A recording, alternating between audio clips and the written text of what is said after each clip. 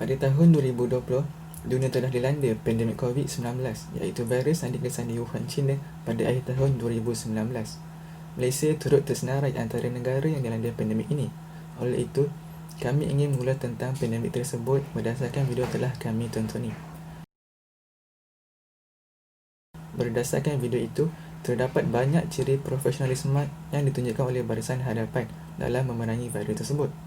Sudah terang lagi bersuluh para petugas menjalankan tugas mengikut prosedur kenalian standard SOP bagi mengurangkan risiko jangkitan daripada merebak.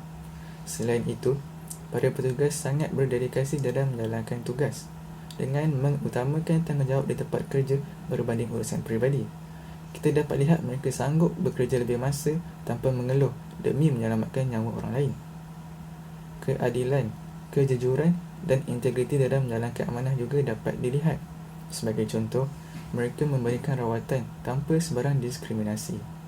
Seterusnya, para petugas juga sangat berdisiplin dalam menjalankan tugas dengan sentiasa memakai peralatan perlindungan diri PPE untuk jangka masa yang lama walaupun kelengkapan tersebut sangatlah tidak selesa. Hal tersebut membuktikan bahawa mereka sangat profesional dan beretika ketika menjalankan tanggungjawab sepanjang fenomena pandemik COVID-19 ini. Setelah menganalisis beberapa video yang telah ditugaskan kepada kami, terdapat beberapa perkara yang menyentuh dan mengharukan kami. Apabila doktor dan jururawat tidak dapat pulang ke rumah kerana mereka mengkhawatiri akan menjangkiti keluarga mereka dengan virus COVID-19. Seterusnya, doktor dan jururawat mereka berkorban nyawa dalam melaksanakan tugas mereka kerana mereka berinteraksi secara terus dengan pesakit COVID-19. Paling mengharukan kami apabila jenazah mangsa COVID-19 tidak dapat diuruskan oleh keluarga tersayang. Mereka hanya dibenarkan untuk video call di ICU dan mereka juga tidak dapat untuk menatap jenazah buat kali terakhir. Jika kita letak tempat kita di dalam keluarga mangsa tersebut, sudah semestinya kita akan berasa sedih kerana tidak dapat untuk menatap mangsa buat kali terakhir. Video yang telah kami lihat merupakan video mengenai wabak yang melanda dunia kita sekarang, iaitu wabak pandemik coronavirus 19 atau COVID-19. Berdasarkan video tersebut, pengajaran yang kami dapati adalah setiap daripada kita mempunyai tanggungjawab dalam menangani wabak ini. Sebagai contoh, rakyat bertanggungjawab untuk sentiasa kekal berada di dalam rumah bagi memutuskan rangkaian COVID-19 di samping meningkatkan kebersihan diri. Jika terdapatnya keperluan untuk keluar dari rumah serta berinteraksi dengan orang lain, kita seharusnya tidak mementingkan diri dan juga berhati dengan menjaga jarak sosial antara satu sama lain serta memakai pelitup muka agar penyebaran virus tidak berlaku.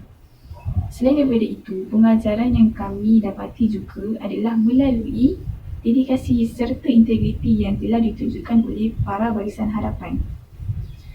Mereka telah bertungkus lumus serta berpenat lelah dalam memerangi wabak ini di samping menyelamatkan pesakit serta menjaga keselamatan rakyat dan juga negara. Maka dengan ini, pengajaran yang paling penting adalah kerjasama. Dengan adanya kerjasama antara rakyat dan juga kerajaan, kejayaan untuk memerangi wabak coronavirus 19 ini pastinya membuahkan hasil. Pada pendapat saya, sekiranya negara dilanda pandemik begini, kerajaan perlu mengetatkan lagi peraturan supaya rakyat dapat mematuhi SOP yang telah ditetapkan seperti penjarakan sosial, penggunaan cecair pembasmi kuman, kerap membasuh tangan dengan sabun dan air serta pemakaian mask bagi yang bergejala untuk mengurangkan risiko jangkitan. Selain itu, kerajaan juga perlu mengadakan kempen di media sosial dan institusi pengajian tentang kebersihan diri. Kelonggaran bekerja juga perlu diperbaiki kerana tanpa pekerjaan, rakyat tidak memperolehi pendapatan untuk menyara diri dan keluarga. Sempadan negara juga perlu diperketatkan kerana untuk mengelakkan pendatang tanpa izin masuk ke dalam negara kita secara haram sekaligus dapat mengurangkan risiko kes import. Dan yang terakhir sekali, Sistem kesihatan negara perlu diperkasa untuk menghadapi wabak ini sekiranya gelombang yang lebih besar berlaku dengan meningkatkan sistem penyelidikan perubatan.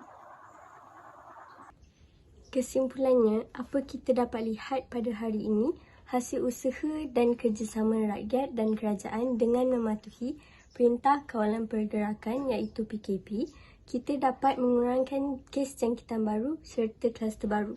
Rakyat juga sudah pun berjaya mengamalkan norma baru ini bagi memutuskan rantaian COVID-19. Oleh itu, sama-samalah kita berganding bahu dalam memerangi wabak ini dan berdoa agar Malaysia serta dunia kembali seperti sedia kala.